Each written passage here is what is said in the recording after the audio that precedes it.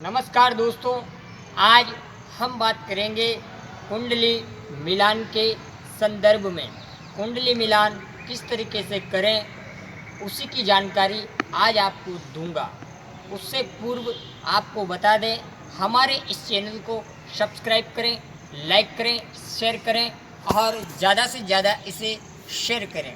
आइए मित्रों, कुंडली मिलान के बारे में आज हम डिस्कस करते हैं।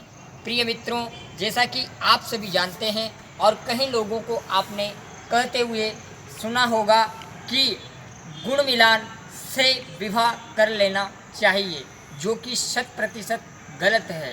हालांकि गुण मिलान करना अलग सब्जेक्ट है और कुंडली मिलान करना अलग सब्जेक्ट है।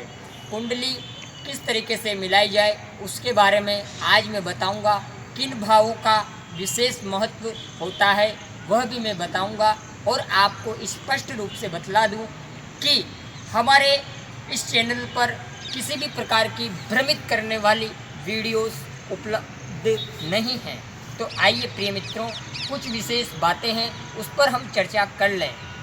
उससे पूर्व बता दूं, गुण मिलान के बारे में भी थोड़ा सा आपको हिंट दे दूं कि गुण मिलान जब व्यक्ति कराता है तो जब 18 और 18 से अधिक गुण मिल जाते हैं तो लोग ये सोच लेते हैं कि अब तो खुशियों की बरसात होने वाली है, दाम्पत्य जीवन में 4 चांद लगने वाले हैं।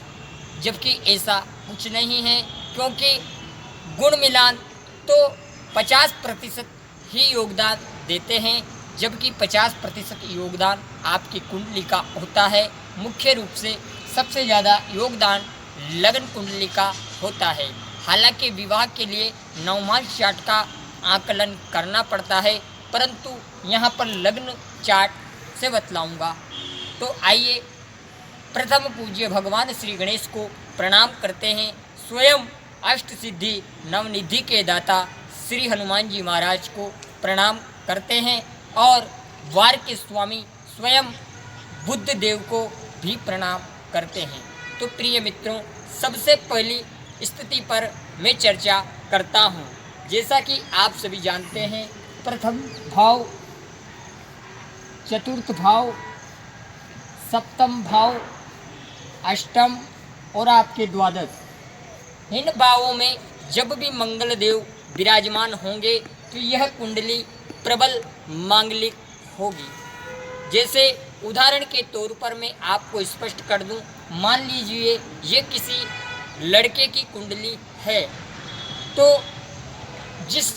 उस लड़के के लिए आप जब लड़की देखने जाएं तब उस लड़की की कुंडली में भी मंगल देव की पोजीशन यही होनी चाहिए, इन्हीं में से किसी भाव में होनी चाहिए। पहली शर्त आपको मैंने स्पष्ट करी, यह प्रबल मांगलिक है।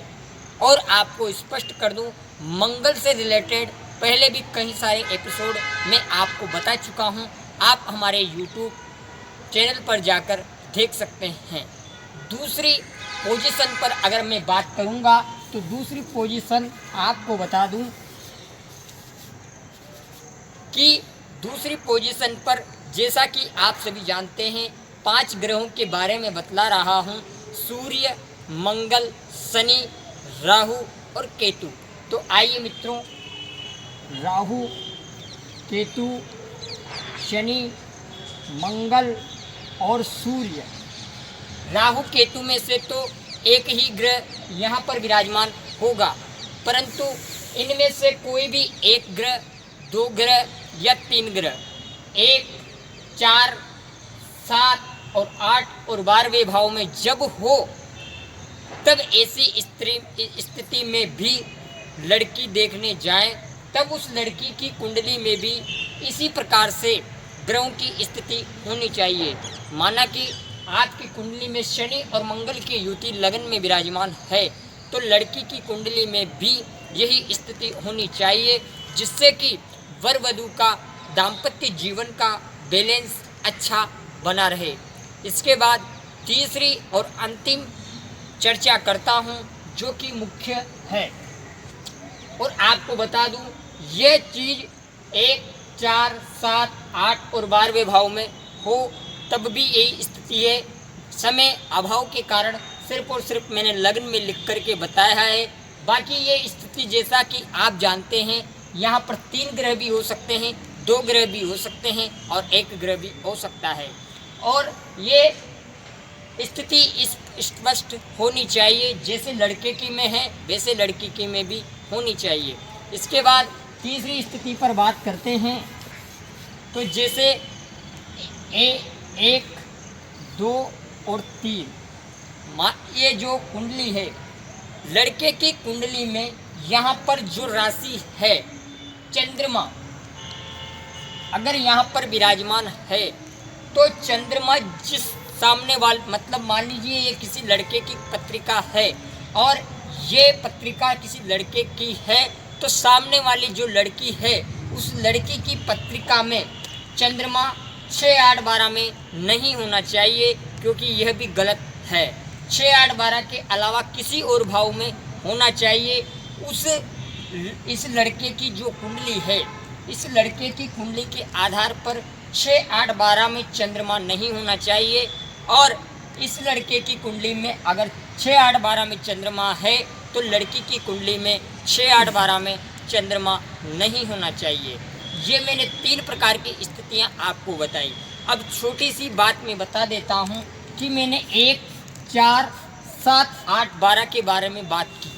तो इस लग्न भाव में मैंने जो ग्रह विराजमान करके आपको स्पष्टता बताई, उसका मतलब यह है कि इस भाव से पता लगाया जा सकता है कि लड़के का चरित्र कैसा होगा, लड़के का जो कल्चर है वो कैसा होगा, क्योंकि ये लग्न भाव है और लग्न से स्वयं के व्यक्तित्व का पता लगाया जा सकता है।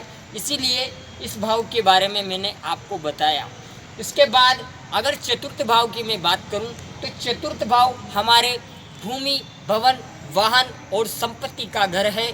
ऐसी स्थिति में यह देखा जाता है कि लड़के के पास कितना संपत्ति होगी, कितना धन होगा, कितना वाहन होगा और कितना मकान जायदाद होगा या नहीं होगा, उसके बारे में यहाँ से जानकारी दी जाती है।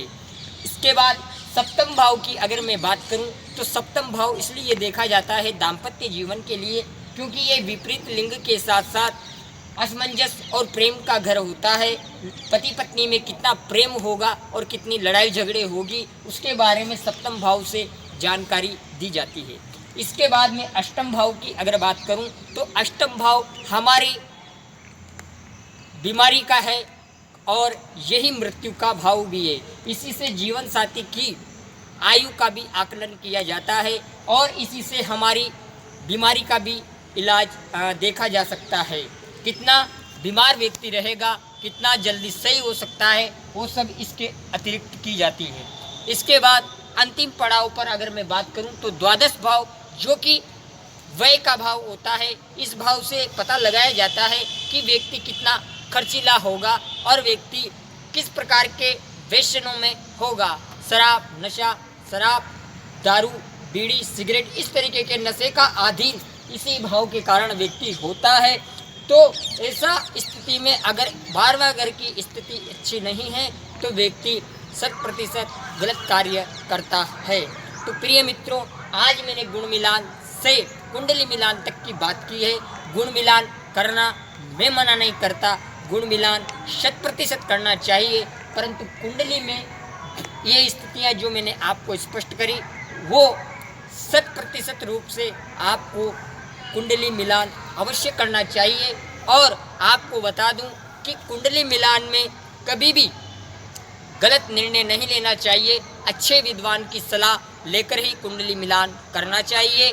और आपको एक अंतिम पड़ाव पर छोटी सी बात बता दूं, कुंडली चाहे जितनी अच्छी हो, चाहे जितनी बुरी हो, चाहे जैसी हो, कुंडली मिलान करके ही विवाह करें, अन्यथा विवाह नहीं करना चाहिए, क्योंकि ये गलत डिसीजन हो सकता है। आज के कार्यक्रम को यहीं विराम करें, नेक्स्ट एपिसोड में फिर मुलाकात करूंगा।